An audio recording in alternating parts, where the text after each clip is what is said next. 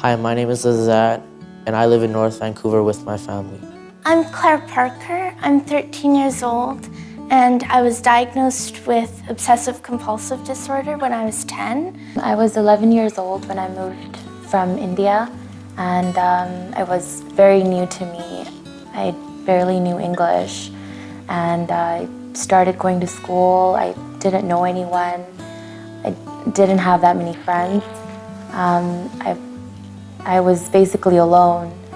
At a very early age, she showed signs of anxiety, that something wasn't right. She was always anxious. Sandeep, our youngest daughter, is a real smart and a beautiful girl. Moving to new country is really difficult for us, like for being like we couldn't able to communicate with people, and we struggled a lot. We couldn't able to get together our families, and it's been very tough time, I should say. We were so lost how to help my son. Azad was diagnosed with depression.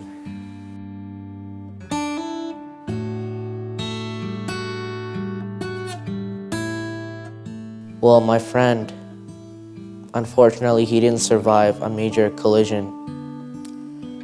It was a car accident, and he was one of my best friends, and I don't think I could recover or feel the same after.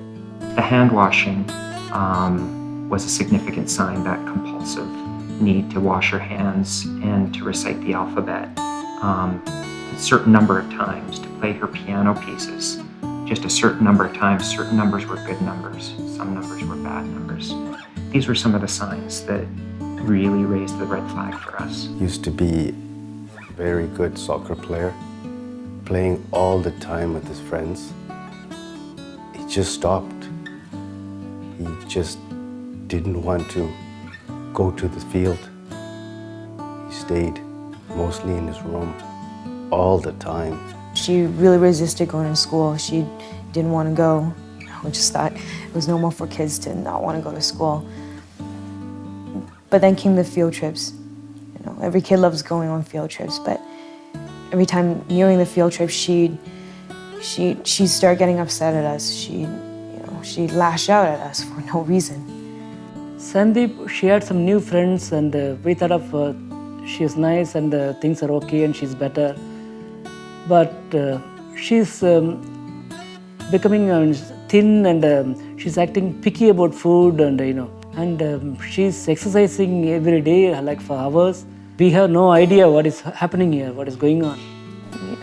I was eating less and I was exercising more, so I realized that it wasn't healthy and it had become a problem.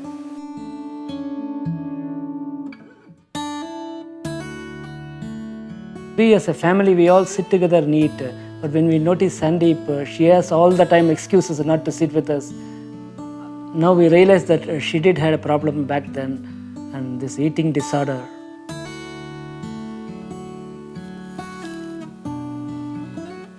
Once I started sharing a little bit more about the problem, everybody, had their 2 cents. Everybody wanted to tell us what we were doing wrong.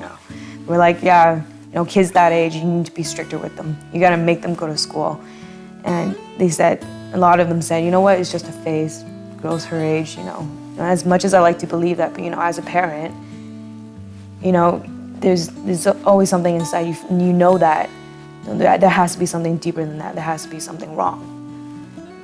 At its worst, it felt like it was taking over our whole existence. When things were at their worst, I actually seriously considered that I might have to leave my job and full-time just help the family keep going. We struggled to get through every day.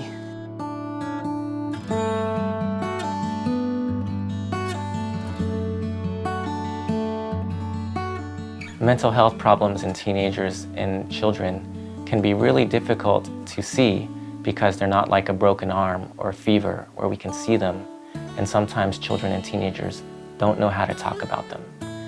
Sometimes they may have behaviors which the parents or teachers may see are normal, but they may actually be a sign of a serious emotional problem. Mental illness, in fact, can really affect everyone. And some of the world's greatest minds, greatest geniuses, most famous artists, singers, sports people, leaders have had mental illness. There's no correlation between intelligence, achievement, hard work, who you are, what kind of family you come from, and mental illness.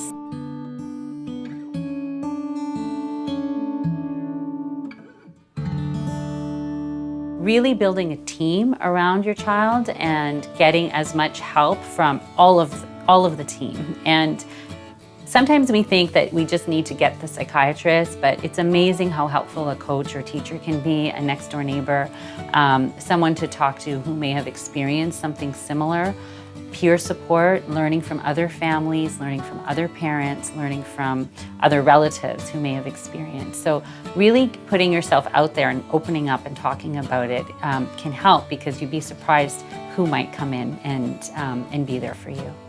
I didn't think it was gonna go away, but then I saw the specialist, so then I actually thought I was gonna get better.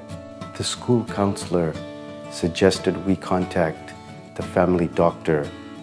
It was wonderful to talk with someone who understood completely what we were going through and who we could sit down with and map it out what the trouble was. Now that I have the tools to face my OCD, I feel like I have a brighter future. I talk to my parents now and I feel great. A great resource is the Kelty Mental Health Resource Center at BC Children's Hospital. They're really helpful. They have people who speak different languages. They have publications, online resources. You can call them, you can go in person. They will help you find what you need in your community. Families who are concerned about the mental health of their children can seek help. They can ask their family doctors. They can ask their pediatricians. They can ask their school counselors. And I really encourage families to not give up. I say that if you suspect something is wrong, it's better to address the problem than to ignore and hoping that it'll go away, definitely. Because just by sitting here and just waiting, the problem might eventually get worse. And it is better to be safe than sorry. Go talk to your doctor, go talk to a school counselor, see if they're exhibiting signs at school as well. In the end, it's a lot easier to deal with if it's just out in the open, if you actually know what the source of the problem is. Tell other families to trust your instincts. And when you feel that something's not quite right, trust that feeling and explore it. And talk with your child. And seek outside help. It's there. Because children have a really good success rate with treatment.